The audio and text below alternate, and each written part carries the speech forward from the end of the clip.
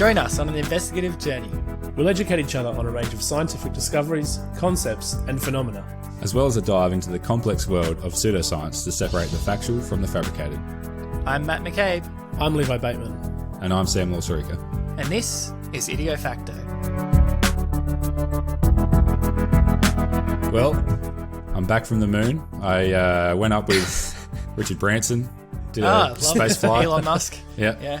I took the mic up, but yeah, didn't work out too well. You forgot to bring it back. Yeah, I forgot to bring it back and left it up there, so... Yeah, that was the problem. Well, you sound much better today. Actually, to be honest, you sound exactly the same as you did last week. What did we work out was the problem, do you think? Okay, so we think what happened was my microphone that I'm recording on was going through Discord, which is what we used to chat, but then I recorded on the wrong microphone.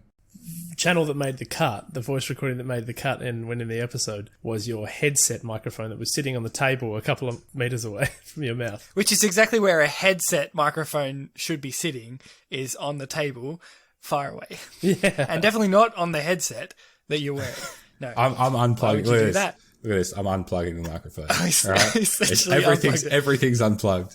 Okay, Nothing so now it's can going to happen be just silence for the rest of the episode. And we won't know. Just nothing at all. Just nothing at all. Yeah. And then I'll have to make an apology at the beginning of the episode saying, sorry, everybody, Sam did the intro and then unplugged his microphone. Which was the wrong one again.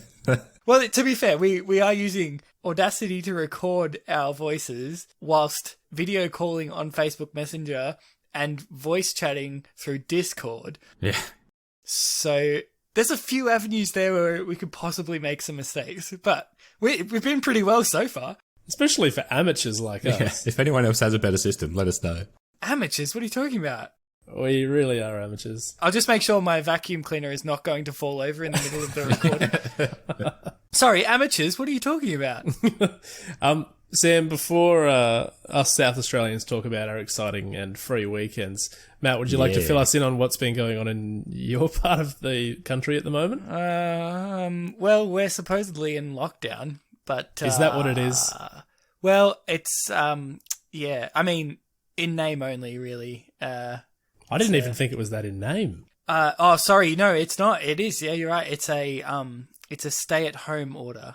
Not a lockdown, which is very different. As of Friday, then more strict measures came in? Saturday? Yeah, they've shut down all construction in Sydney. And non-essential retail? Cool. And non-essential retail. Right. So it's now, it's Monday the 18th of July. That's Sunday the 18th of July. That's what I meant when I said Monday. Days just all become one when you're in stay-at-home order.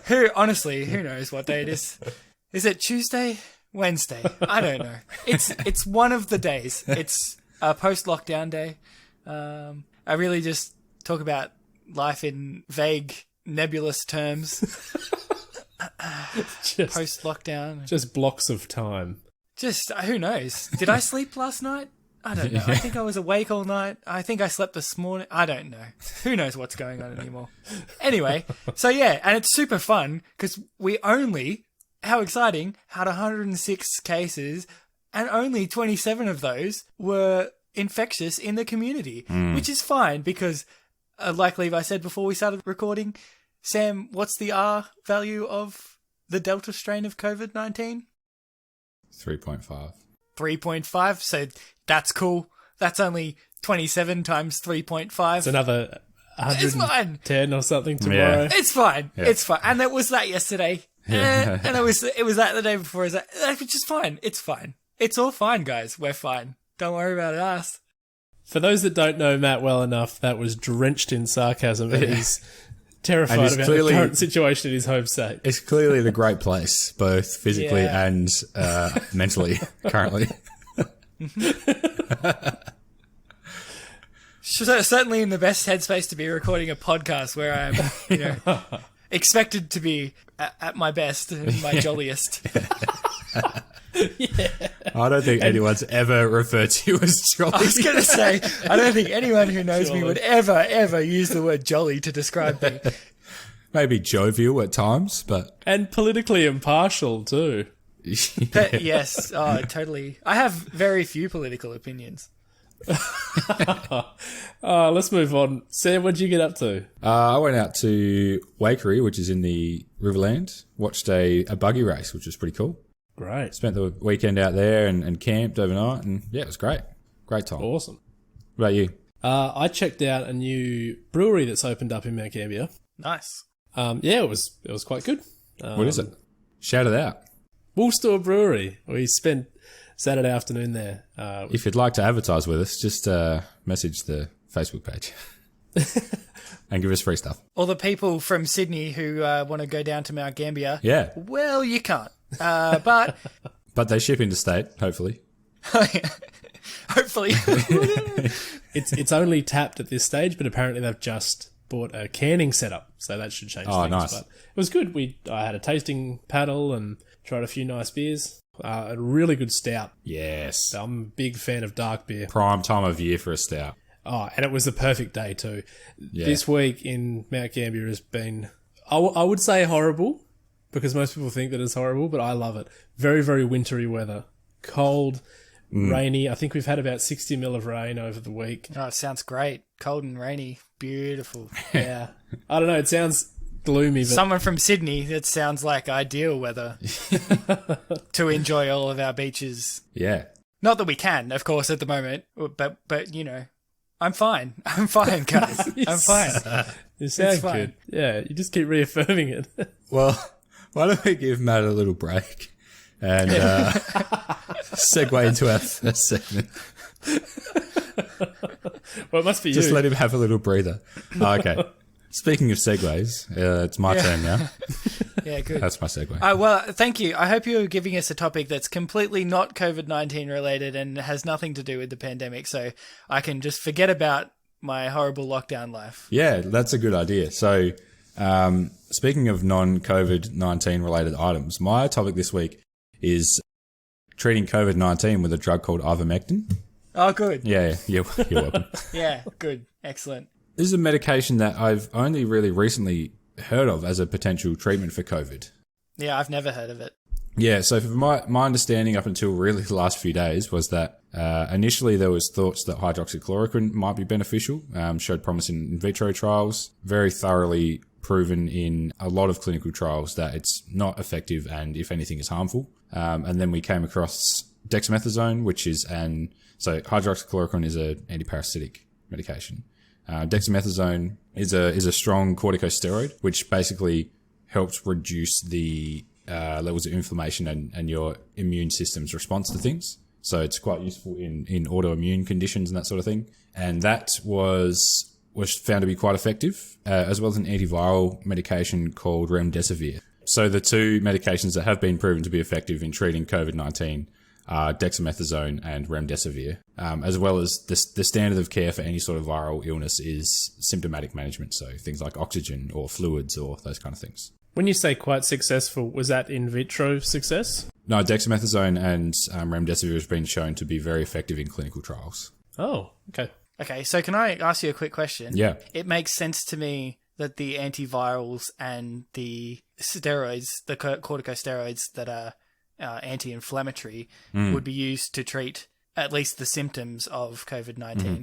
Why on earth would we have assumed that the hydroxychloroquine, which is an antiparasitic, would have worked on a viral infection? Did any medical professional ever actually think that hydroxychloroquine may have been useful? Yeah, there was a couple of in vitro trials that showed that it could kill the virus in a petri dish, which, you know, a lot of things will kill a virus in a petri dish. Mm. Yeah, you could drink a lot of alcohol. That would work. Yeah. Because apparently in vitro that kills viruses. Yeah, exactly. Bleach. If we could find a way of maybe injecting bleach, I'm just trying to give examples for maybe the doctors to research. Maybe if we can get lights under the skin. Yeah. UV lights work pretty well. Looking at you, Pete Evans. That was a direct Trump quote that I was... Yeah. But... So basically, the theory behind why they trialled hydroxychloroquine in vitro initially was that it can inhibit the entrance of viruses into the cell and it can inhibit the regeneration process. Right.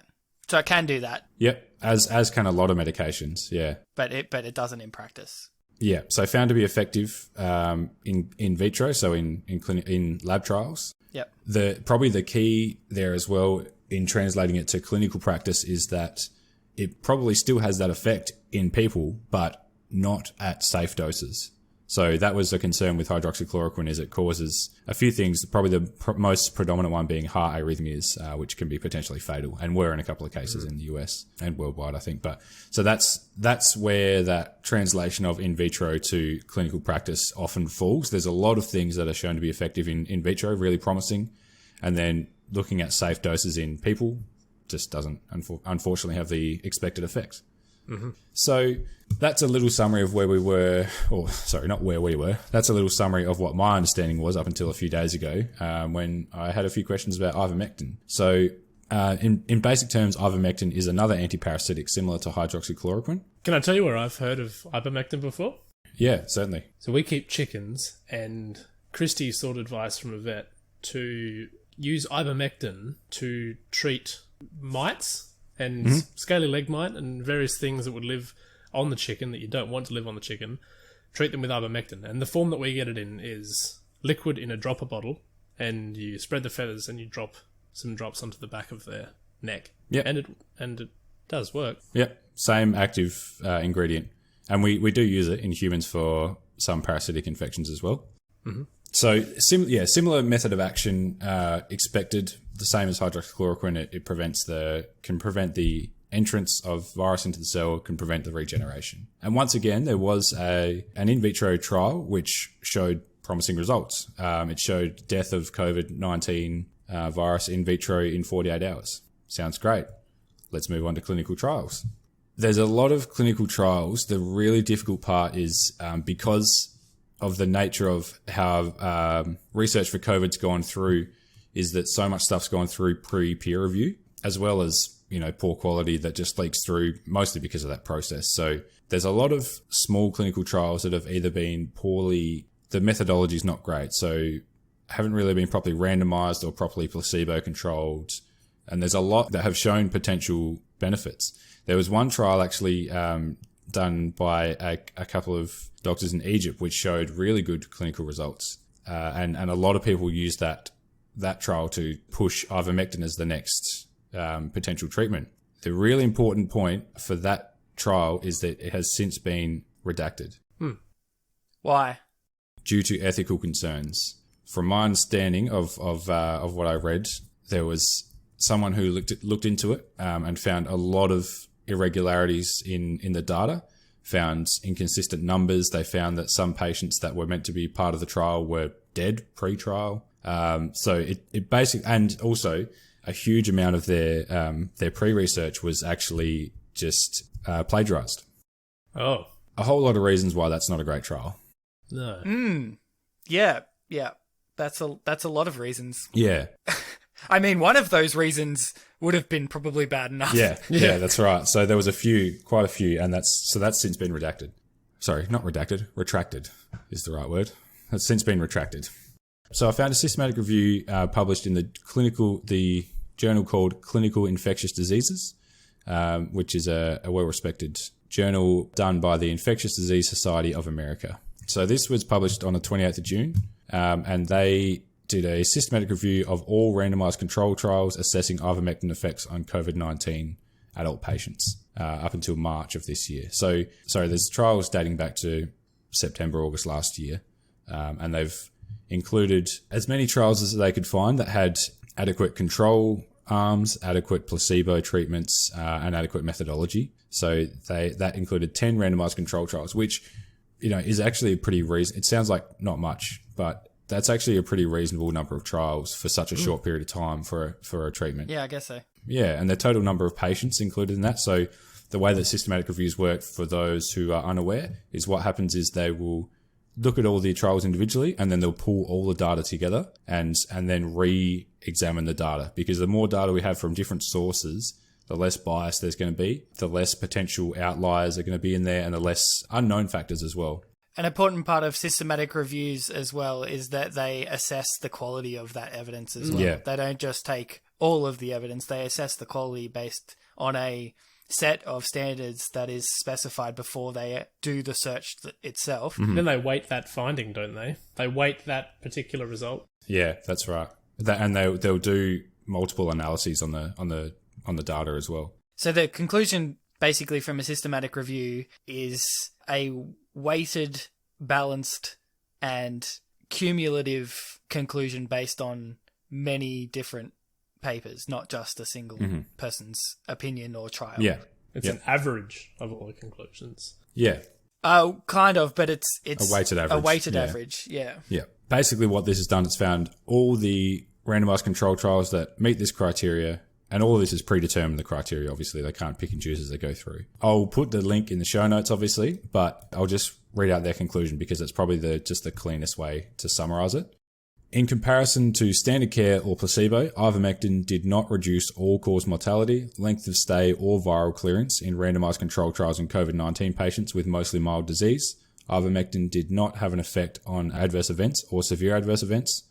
Ivermectin is not a viable option to treat COVID-19 patients. So then an important part, because in that conclusion, they're talking about mostly mild disease. Just looking at the results as well, an important line here. So they did subgroup analyses by severity of COVID-19 or risk of bias. So that's when as you're saying before, that's when they weight the quality of trials and subgroup that way as well. So subgroup by severity of COVID-19 or risk of bias were mostly consistent with main analyses, with the exception to that being all-cause mortality in 3 randomized control trials at higher risk of bias was reduced with ivermectin. So that's a really important point, that they did find in one subgroup analysis, out of all the subgroup analyses they did, that there was a reduced all-cause mortality, but that was in the papers with the highest risk of bias. Right. So most likely the lowest quality evidence, and then when all the data's pulled together, then there was no difference. Yeah. Right. So that is pretty much what we expect. Yeah. Well, after looking at all the trials individually, it's certainly what you expect. Yeah. If you look at the conclusion of the systematic review and all of the papers that it includes, then you expect that any papers that deviate from that conclusion are probably at either of lower quality or at higher risk of bias, or both. Or there's a unknown factor that's causing a difference in the data, which is why we include them in that meta-analysis of data. Yeah. To account for all those potential variables. So yeah, that's just my little summary, because it was something I wanted to look into. So I looked through a lot of papers and that sort of thing today, and that was the best summary I could find. There was also 3 really thorough review articles on sciencebasedmedicine.org. That's a really good website for anyone who is interested in skepticism in general. Yeah, or any topic you want to find some background info on. Yeah. Yeah, really good starting spot. That's where most of my research for medical topics, but most anything human related, that's a starting point where I jump off from for most of my. I think you've given this as a recommendation before, haven't you? Yeah, I think I have. Yep. But yeah, it's a very, very good quality website.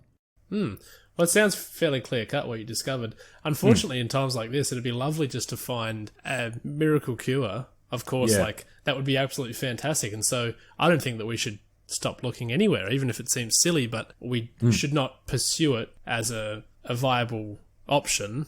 If we go, okay, that's not where we should be spending our energy. So let's find something else that might be a potential treatment and move on to that. I like the conflation between money and energy there as well. Menergy. Yeah. The more potential treatments we have, the better, because the easier it's going to be to get them to people. But unfortunately, that's not a viable treatment. I know that a miracle cure sounds really unrealistic to us skeptics, but honestly, the fact that we have 3 different vaccines for a disease that actually only has existed for 2 years 18 not months, even 2 years, 2 years at the months, very most. That's pretty amazing. That's close to miraculous, to be honest. Yeah, there's more than 3. There's just 3 big ones. Well, there's 4 big ones if you count Johnson & Johnson. And that's part of the issue, isn't it? Don't people believe that there's no way that we should have been able to come up with vaccines in this short time period? Yeah, well, probably the biggest difference was obviously the worldwide impact really motivated a lot of people to study it and also motivated a lot of funding. But a lot of the difficulty with research is the red tape you've got to get through. And that was basically pulled away to try and expedite the process. That's not to say that the quality of research is any worse. It's just to say that the process was sped up as much as possible. Yep. We've found this time and time again where something seems difficult and unlikely and we've managed it. People generally assume that we haven't actually managed it and it's all a big conspiracy. Like the moon landing, for example, seems difficult and very unlikely. And so when it happens, people go, well, it just seems too unlikely. But the alternative is far, far more unlikely. Yeah, that's right. Far less likely. Yeah. Very interesting. All right, that's enough of COVID-19. Can someone please take me away from COVID-19 stuff? I will take you away. I am going to run through something that we tried to run through sometime at the start of the year anyway. It was either January or February. And it's Scuba. Scuba. Yeah. One of the lost episodes. Yeah, it was. All of the data's still there. And as we've said, if you subscribe to our Patreon, we'll make it available we'll release to you. It's to be honest, it's half edited as well, so we probably don't even need to do it, Levi. We'll just you can just cut and paste it. There's going to be some small talk in between that's totally outdated now. Plus, there will be. I understand Scuba a little bit better now as well. Yeah. So at the time, I'd been certified since I did my open water certificate, maybe 2 months, and I'd probably only been certified in advanced open water for maybe a month or so. So I did my best, and I'm going to do my best now. I'll start with a bit of a disclaimer. Anything that I speak about now, take with a grain of salt. And if there's any of our friends that are scuba divers, and we have a lot now, that are listening, and if I mess anything up, I'm sure they'll correct me. But this is a massive topic. I'm not a professional diver, and I'm not a dive instructor by any stretch of the imagination. I'm just a scuba diver that's trying to do my best at explaining what scuba diving is. So I'll kick off. Do you guys know what SCUBA stands for? It's actually an acronym. Oh, you told us last time and I can't remember. I know. Go. Super cool underwater boys of Australia. That was good. I like it. I might make a diving club. An all-boys diving club. And call it that. Called Scuba.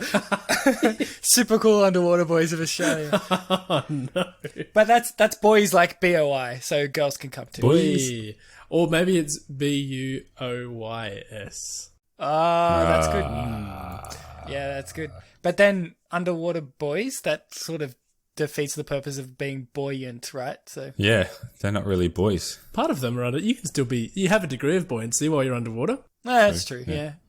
All right. So I guess I'm wrong. Then. You're wrong. So it stands for self-contained underwater breathing apparatus. So close. And as soon as you say it, I'm like, yeah, of course it does. That makes sense. And so the self-contained part is actually quite important because you can breathe underwater through. There's another apparatus, and I don't know if this is the colloquial name of it or the actual name, but it's called the hooker system. And it's basically a hose that runs from an air pump at the surface in a boat, down to a helmet or a regulator that you hold in your mouth when you're underwater. Oh, like a hooker, like a smoke from. Like a shisha hooker. Yeah. But that's not self-contained because you need the pump and the boat and the person at the surface to be running it. Well, you should have a person at the surface to be running it. But this is self-contained. So essentially what it all means is that it's gear that you can keep on your body that will allow you to breathe underwater. And what are we breathing?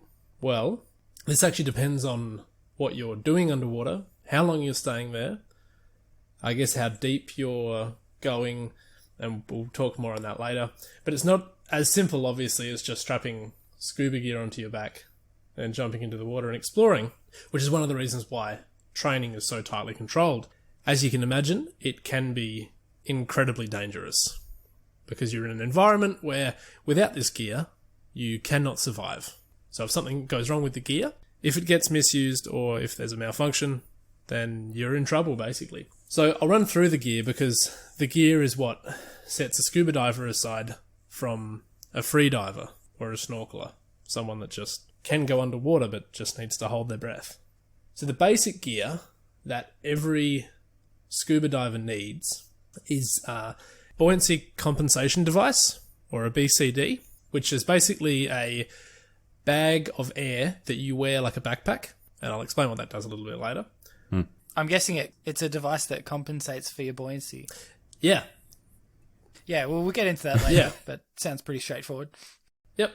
You need your air cylinder, obviously, which is a big either aluminium or steel cylinder that's filled with usually air. If you're an open water or advanced open water, you're probably just breathing air. But there's several other gases, and again, we'll get more into that in a little bit. What do you mean air? Do you mean like air that's like just air? 21% nitrogen, 21% oxygen, 79% nitrogen. So is it synthetic or is it? No.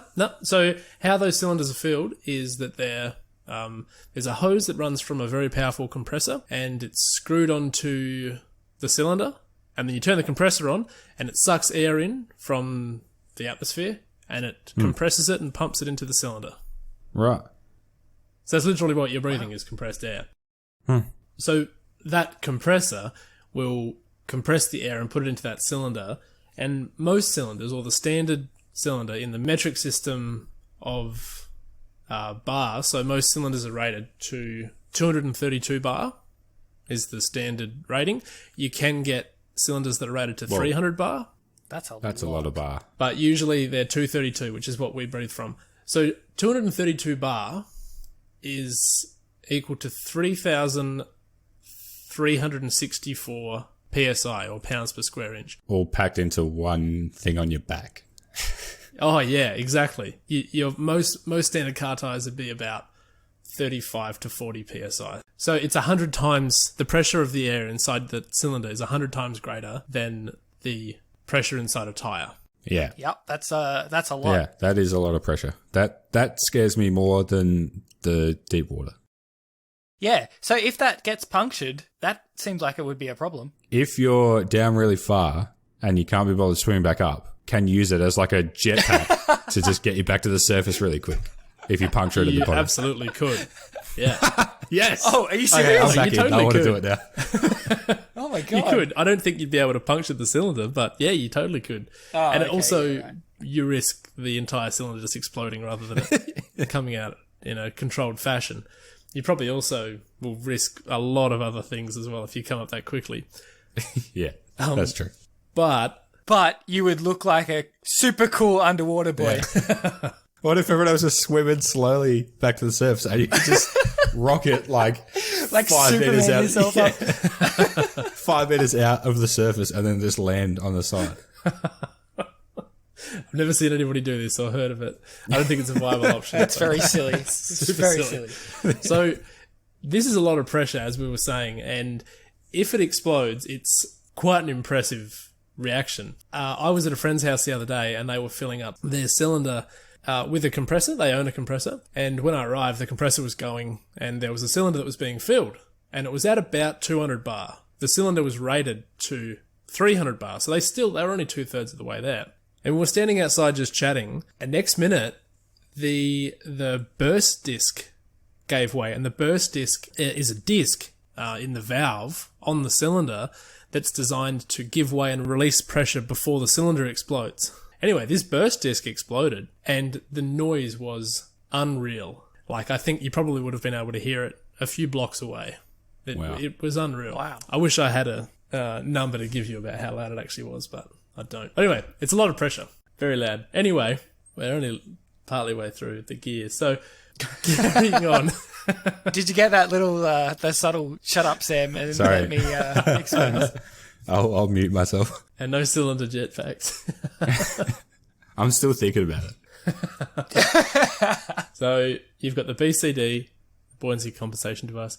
You've got the air cylinder. Then you've got regulators, and there's 2 of them. Basically, as the name suggests, they regulate the flow of air. They regulate the pressure of the air from the cylinder, because obviously it'd be very, very difficult to breathe air at 232 bar straight out of a cylinder. I think your lungs might explode. Yeah, or you would really have to feather some sort of valve, and you wouldn't. It's not good use of your time underwater. So you've got regulators. So one regulator, the primary regulator, or the first stage, should I say, screws directly onto the cylinder, and that regulates the pressure from cylinder pressure down to a lower pressure.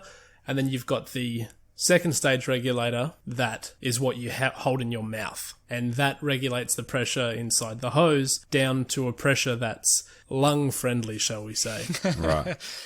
Less explodey. I think I just spaced out for a sec. You said so they've got two regulators, one that regulates the tank and one that regulates the air as it's coming through the hose. Is that right? That's right. So they're both essentially making pressure from the cylinder more breathable. The first stage is, listen back to hear what I say. So I'll listen to the episode just for that. So and that one, Sam, that was a lot less subtle. That was more like, pay attention, you idiot. Yeah, I know. I'm confident. Get off your phone.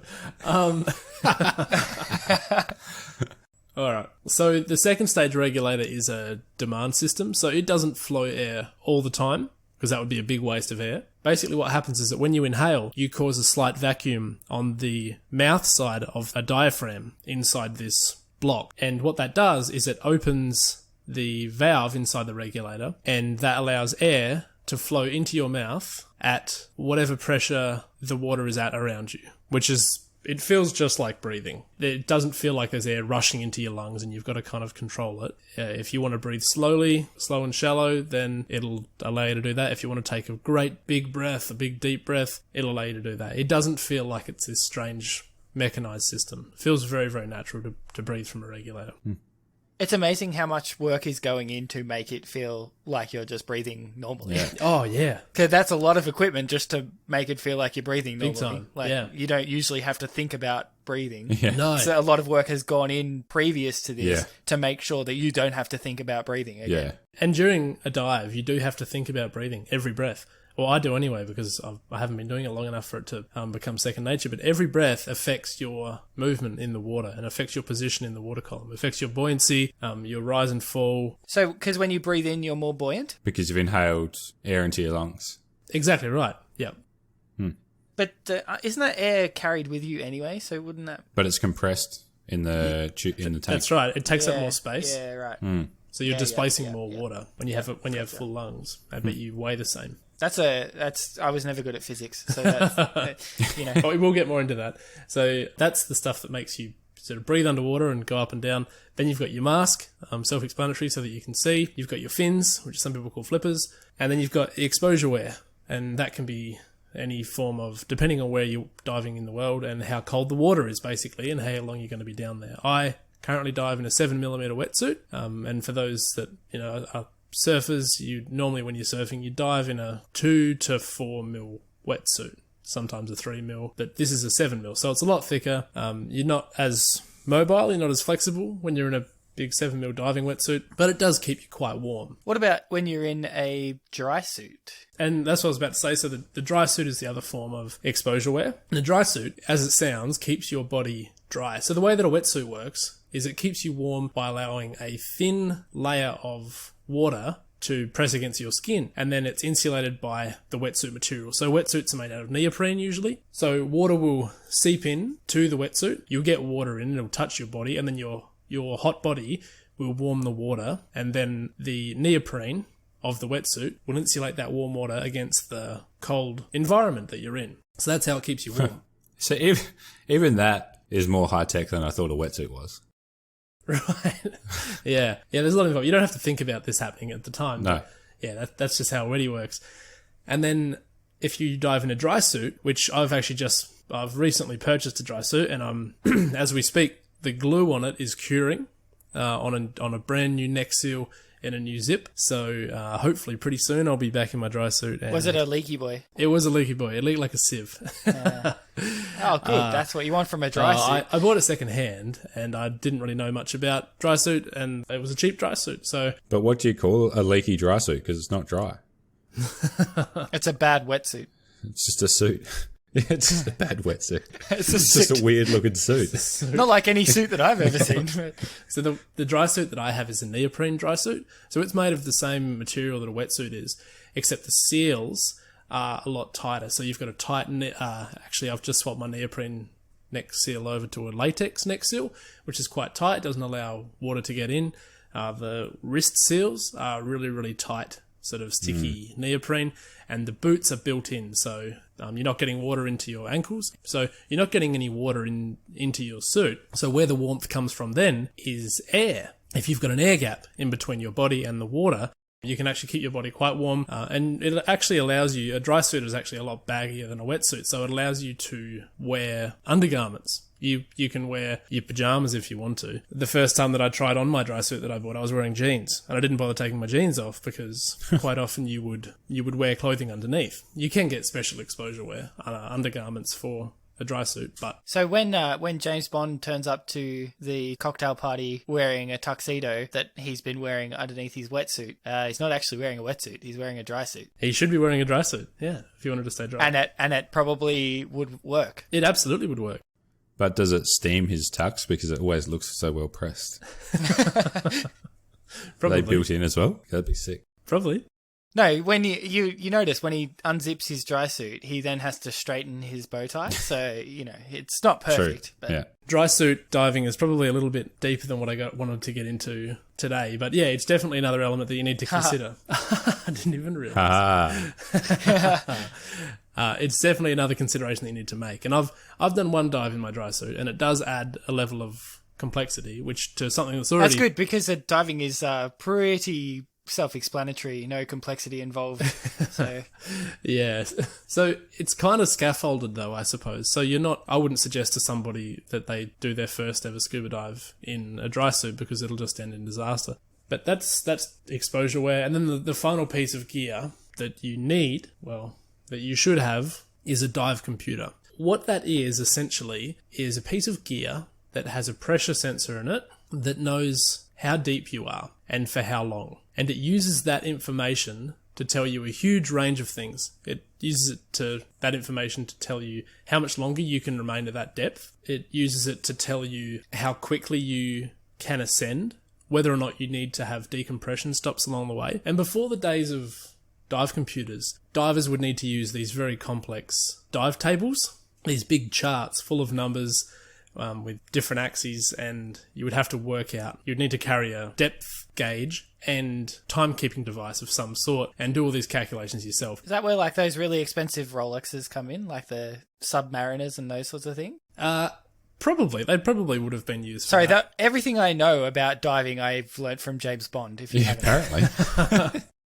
Yeah, anything that has a pressure rating, I suppose, of what you're diving to, would be good enough. So that's the basic gear. Some of the more complex gear are twin cylinders, or sometimes even more cylinders, depending on how long you're going to be underwater. How long would one cylinder last? Sorry, I'm interrupting again, but good. How long would one cylinder last you? It really depends on what depth and what your Right. SAC rate is, which is your surface air consumption. So a big, heavy person with great big lungs probably has a higher surface air consumption than a smaller person who is very fit. So that plays a huge role in how long a cylinder will last you. But in general, if I'm diving at my local dive site that goes down to about 30 metres, I'll usually hang around at around about the 15 to 20 metre mark, because you can still see a lot. And a 232 bar cylinder that's filled up to its rated pressure will last me, I think my last dive I got about 43 minutes out of a cylinder, and that wasn't until it was bone dry. That was until it was at 50 bar. So from 230 bar down to 50 bar, which is usually when you'd probably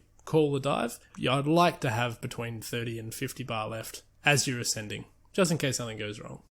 So we've talked about multiple cylinders. You can also dive with a rebreather, which is an entire topic on its own. But essentially, a rebreather allows you to re-breathe the air in a loop, in a closed loop, and it's got a device in it called a scrubber, which removes carbon dioxide, and it's got sensors in it that tells you your oxygen level, and you can add oxygen when your body uses or metabolizes oxygen, and depletes it from the mix, so that you've always got enough oxygen and you don't have too much CO2. And it allows you to use much less gas and stay down for much longer. And we're talking 3, 4, 6 hours. Okay, in episode 1 of Star Wars, there's the Jedi land on Naboo and they go to the Gungan city, and when they dive into the water, they put in these like little things that have 2 cylinders on the side that go in their mouth, and then they dive down to this city underwater for conceivably hours without any other equipment. Is that a thing? Yeah. So What? It is. you can do that, but rebreathers don't look like that. And I did, and it's not actually that far back, I posted a link in the Discord to what a rebreather looks like. Oh, yeah. I posted a link to the Hollis Prism. Holy $9,000. Yeah, that's quite a reasonably priced one. looks cool though. Oh my god. It doesn't, you know what it doesn't look like? Is a little cylinder that you put into your mouth. That definitely doesn't fit in your mouth. No, definitely not. So that thing in the middle, it looks like a big box that says Prism on it. That's the scrubber, so that's what contains the material called sorb that removes the carbon dioxide. And then those two cylinders, I'm guessing one of them is oxygen and one of them is diluent, which is just air essentially, that tops up the loop as you go deeper. But anyway, rebreather diving is super complex. I'm not going to talk about it heaps at the moment, and I'm also not certified as a rebreather diver, so I don't know a lot about it. Okay, but that's the cool stuff. Oh, it's super cool. And that's what every diver eventually wants to get into. I've got a lot of friends that are rebreather trained, and it sounds incredible. And if my budget allowed, I would absolutely buy a rebreather, and that's all I would. Sorry, I know I realize you've just literally said you don't know much about it and you're not going to talk about it much, but is it safer? Because you've got less equipment to malfunction. No, you've got much more equipment to malfunction. There's a lot more things that can go wrong. So if you flood that loop, you can damage an oxygen sensor. You can lose your ability to tell how much oxygen you've got in the mix, because you'll either have too much oxygen or not enough, and both of those things are incredibly dangerous. The other thing that can happen is if you get water into the sorb, there's actually a toxic acid or toxic gas that can be formed. That can kill you that way. If your scrubber stops working, then you'll have too much carbon dioxide and you'll end up having real troubles breathing. Yeah, okay. A simple no would have been fine. I'll put it this way. They're very safe if nothing goes wrong and you know what you're doing. Then, other than that sort of more complex gear, there's other dive gear like a torch, helmet, sometimes if you're going into an overhead environment, guidelines so that you can find your way out of something like a cave. Most divers carry a knife so that you can cut yourself out of a situation. There's cameras. There's these things called scooters, which is just like it sounds. It's like it looks like a torpedo with handles that you hold onto, and it's got a propeller, and it propels you along a lot faster than you would be able to swim. That would be cool. And there's a lot more gear. I'll leave it there. There's heaps and heaps of diving gear. It's one of those hobbies where you can be a real gear nerd and just... Reason 485 for Matt not getting into diving would become a gear nerd. Yeah. 100% would become a gear nerd. So the main rule of scuba diving is don't hold your breath. So you need to keep breathing at every stage of the dive. So if you're free diving, you want to take a great big breath at the surface, dive down, holding your breath, and then come up again, still holding your breath, and then you can breathe out at the surface.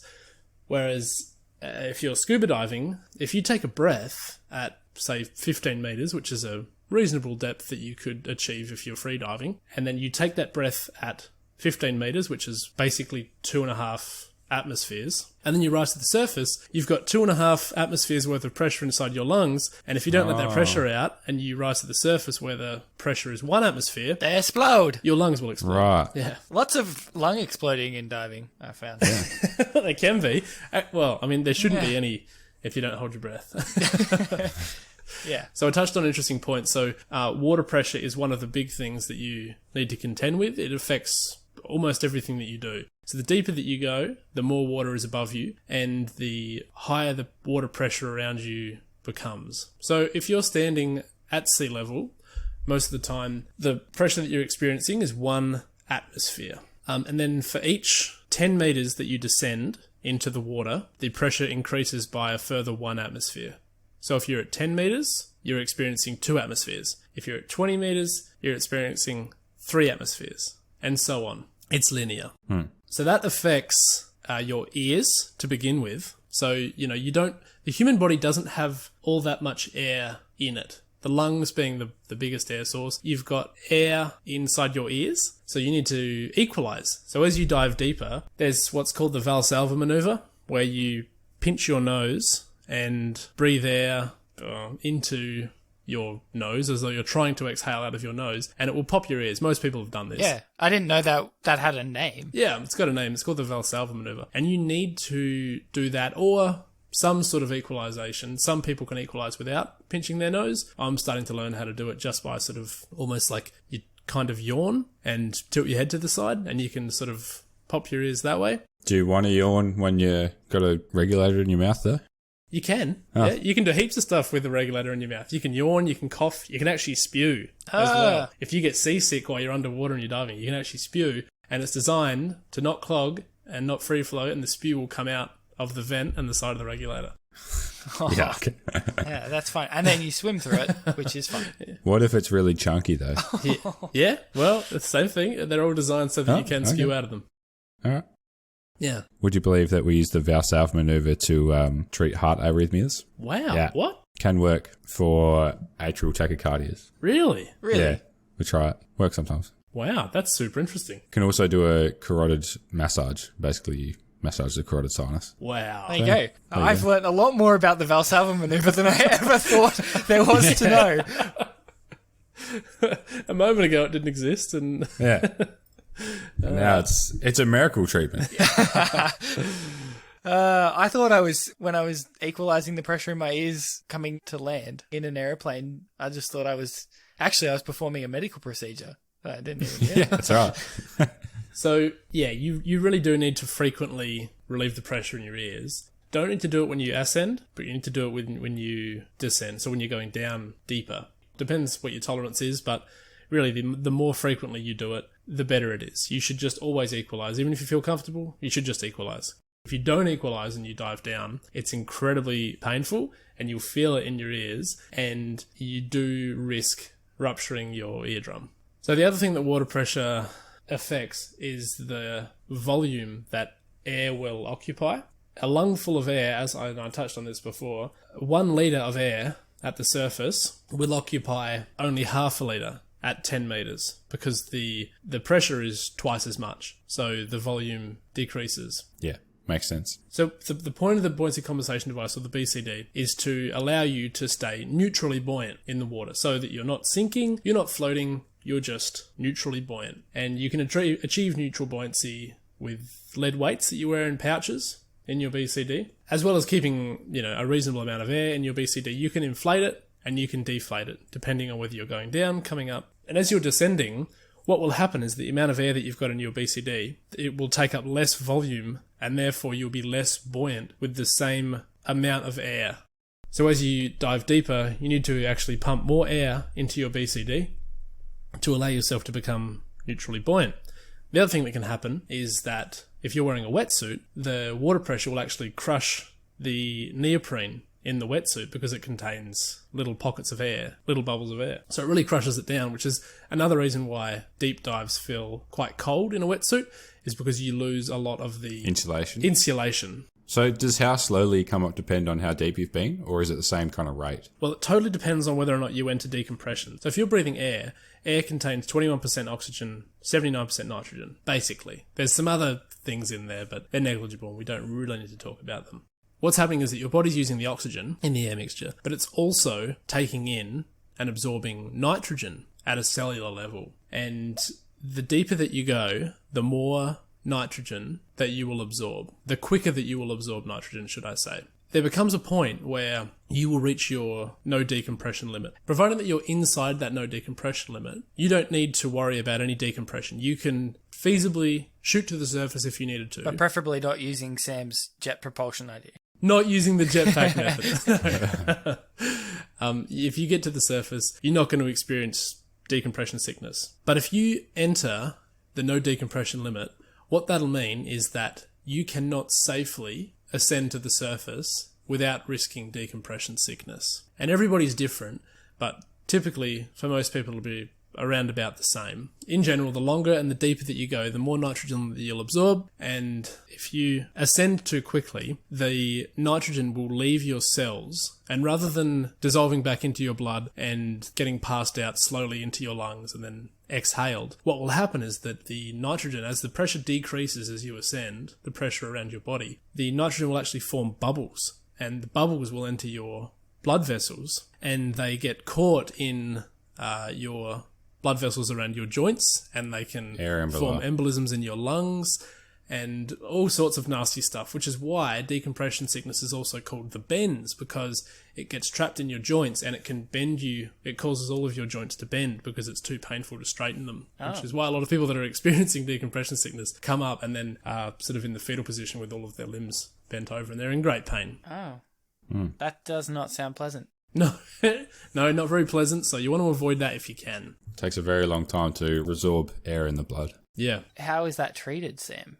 You just wait for the body to resorb it, I think. Seriously? I think so. You can recompress. You can enter a... hyperbaric chamber. You would, yeah. So you would enter a hyperbaric chamber, and what that'll do is that will put pressure back on your body, and it'll force that nitrogen from bubbles to redissolve back down into your blood. But it's your body's the only thing that can do it. You can't, like, remove that nitrogen in any other way. No.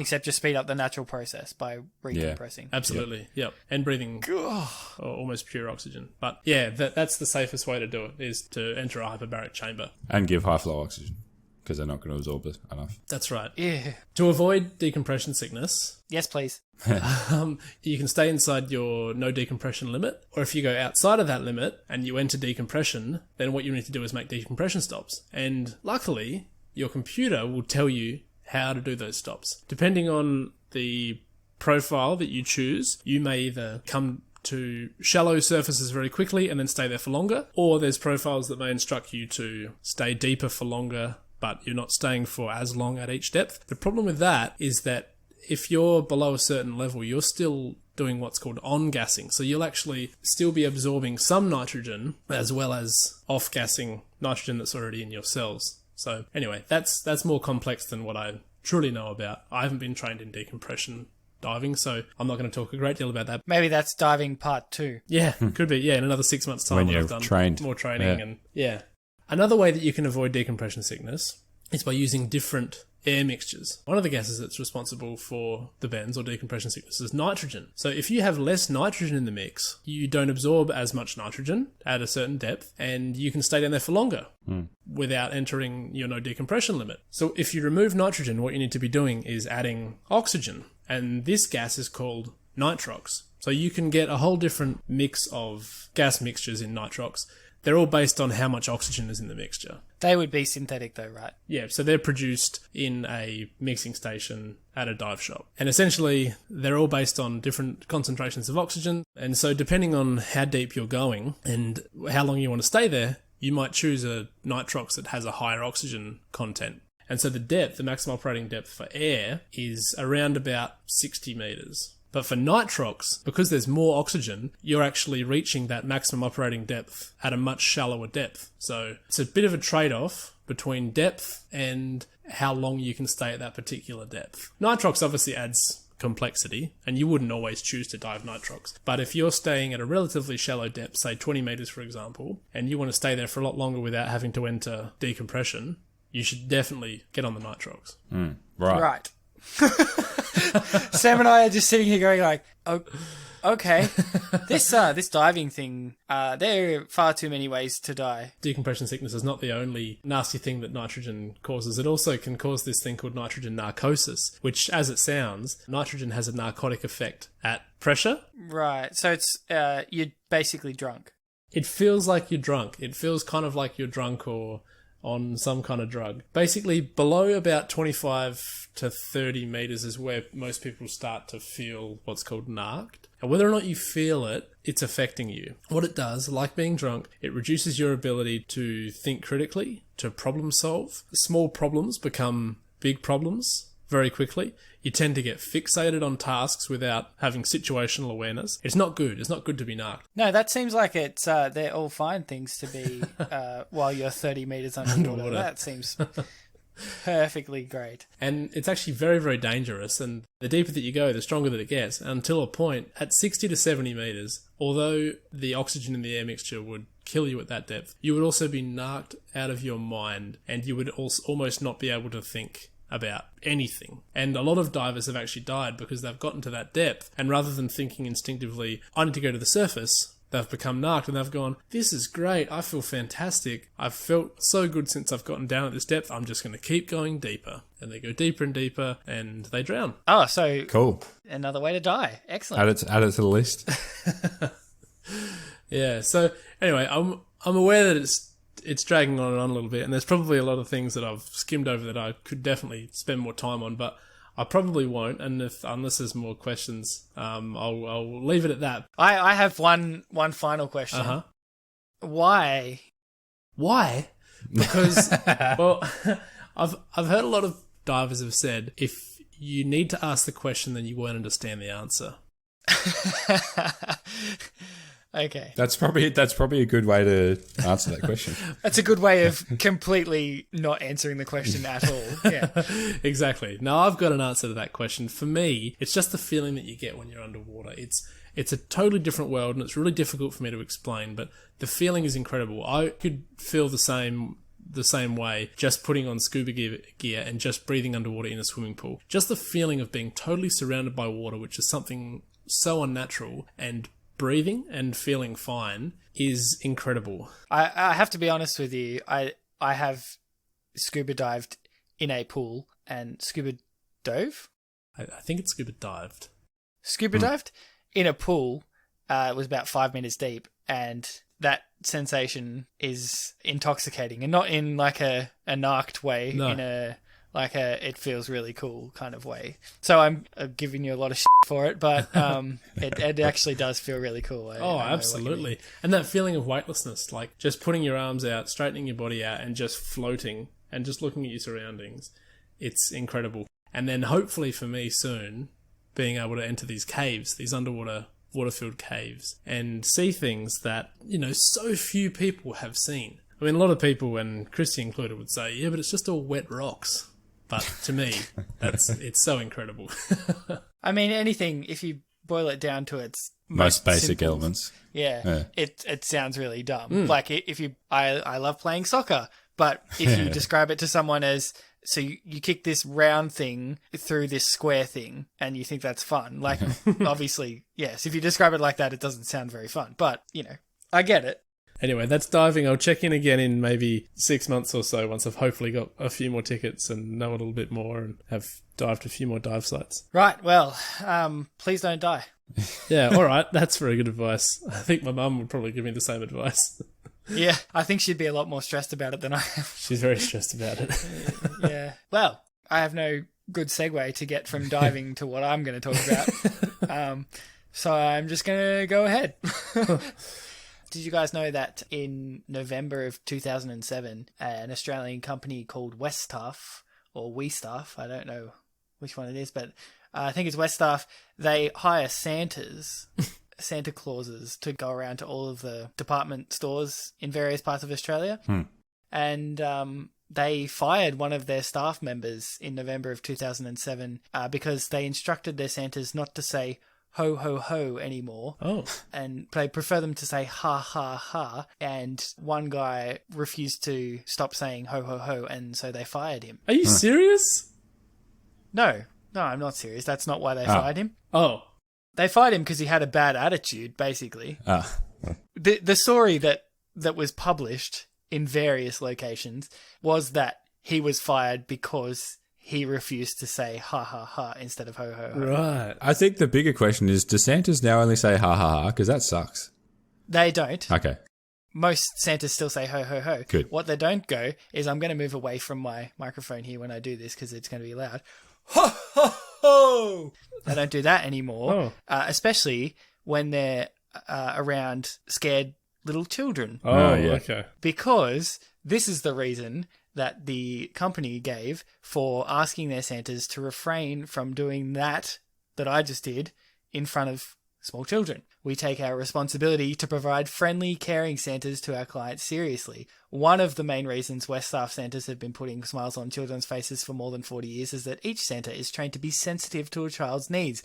Training includes a discussion of how to help a child feel more comfortable when visiting Santa. Among the advice we give our Santas to ease children's fears is to lower their tone of voice. This advice is merely a guideline, and each Santa is asked to assess children's reactions and act accordingly, including saying ho ho ho. This guy had a bad attitude, apparently, and they fired him because they thought that his attitude was not conducive to making a child's experience more welcoming when they go to visit Santa, which, by the sound of it, is pretty much fair enough. Yeah, fair. However, the way it was reported in various media outlets was that basically political correctness gone mad.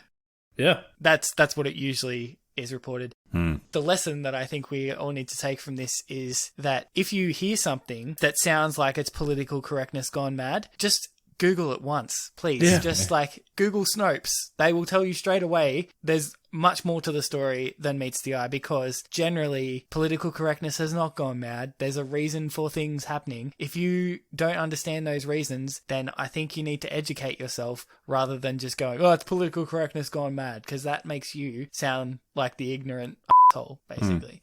Yeah, I agree. Yeah, just check your sources or check your facts. Honestly, that's the easiest thing to do. With one Google of this story, I saw it pop up on Facebook, which is never a good start. But as soon as I Googled it, I thought, that doesn't seem right. And as soon as I Googled it, there was a Snopes article that popped up that explained the entire story from both sides, and I obviously didn't repost the article on Facebook saying, oh, it's political correctness gone mad. All it took was one Google. I came up with this answer. I go, yeah, that's fair enough. Like, obviously, I didn't actually say, but the reason that the PC Brigade was supposedly given for stopping the ho-ho-ho was because apparently women were offended by ho-ho-ho. Right. I assumed that people understood that because all of these stories have the same thing, right? They say something that seems completely unbelievable and, oh, can you believe that this is political correctness gone mad? And maybe it's me being the raging lefty that I am, the bleeding heart lefty, the butterfly snowflake that I am. I don't immediately assume that the story is quite as straightforward as it seems. And it never is. Just Google it. Please, just Google it. It's real. If there's one thing I can possibly tell you, if you see something unbelievable, it's probably not true. Google it. I hate seeing that just overshared article. To the critical thinker, you think, there's got to be more to that story than this, surely. A clickbaity title. There always is more. Yeah, you're totally right. Even if the story was that they asked him not to say ho ho ho, and the reason was that it was offensive to some women, there's another side to the story, and the fact was he was probably told multiple times not to say it, and he kept saying it. Like, if you think about it, there are multiple explanations why someone would be fired. From either perspective, or from multiple either perspectives. perspective. Yeah. But all you're seeing is they said, don't say this, he said this, and he got fired for it, even though he should be allowed to say this. The company who's hiring him doesn't care if he should be allowed to say it or not. They've told them not to say it, and if you directly go against something that your company's told you, you probably deserve to be fired for it. If you're hired and your company says, don't do this, and you do it, not gonna do well. Exactly. That's not even the case anyway. Yeah. It's never as simple as that. No. So I'm just saying that, like, maybe look into it slightly before you repost it on Facebook. Absolutely. Well, that certainly wasn't the story that I was expecting. The story about Well, there you go. Santa Claus. Do you see why I had some trouble getting the segue to go from diving to this? It wasn't going to happen. No. All right, my recommendation is an album that I've discovered this week. I just happened to stumble upon it. It's a brand new album from an artist called Chet Faker. Hey, what's he brought out? He's brought out an album called Hotel Surrender, and it is an absolute vibe. Cool. To use that cliche. It's super chill. I put it on today while I was building a set of steps, wooden steps from a new spa that we bought, and it was the perfect Sunday handyman album. It was the perfect Sunday album. Right, I've just saved that to my library. I'll be listening to that tomorrow on the way to work. But yeah, get around it. Hotel Surrender. Chet Faker. Nice. My recommendation is the book Green Lights by Matthew McConaughey. It's his self-written, I don't know if it's autobiography. I mean, it is an autobiography, but it's more about his stuff he's been through and then what it's taught him. And it's really cool. Really enjoyed it. He's a great storyteller here. I think he wrote it all himself. It's got like a heap of notes and things that he's written down to himself over the years. And yeah, it's really cool. Okay. Entertaining and thought-provoking. Right. Cool. My recommendation this week, I'm going to be channeling big nerd energy here. Yes. As a video game Ooh. called Crusader Kings 3. Ooh. And I don't know if anyone's actually interested in Crusader Kings 1 or 2, but the third version of it just came out fairly recently. It's basically you play as a ruler from a time in history and you follow their lives, basically making diplomatic decisions, and then the aim of the game is to expand your dynasty, basically, and you play as your next of kin when your character dies. Cool. And you just keep on playing as the next of kin in your dynasty. It's kind of, I guess it's aimless in that there's no finish point unless you have no characters left in your dynasty, but it's just like, it's a really interesting kind of tactical, turn your brain off and just play a game kind of game. That's great. I didn't know that you ended up getting it, because we did speak about it a little while ago. Yeah, I did. I got it. It came on sale a couple of months ago, and it was it's every bit as good as I thought it would be. So. Excellent. Very nice. Alright, well, that's it for this episode of IdioFacto. Forward all suggestions, hate mail, evidence and arguments to idiofacto@gmail.com. And you can reach us on Facebook and Instagram at IdioFacto. If you like the show, please rate and review us on iTunes. Links are in the show notes.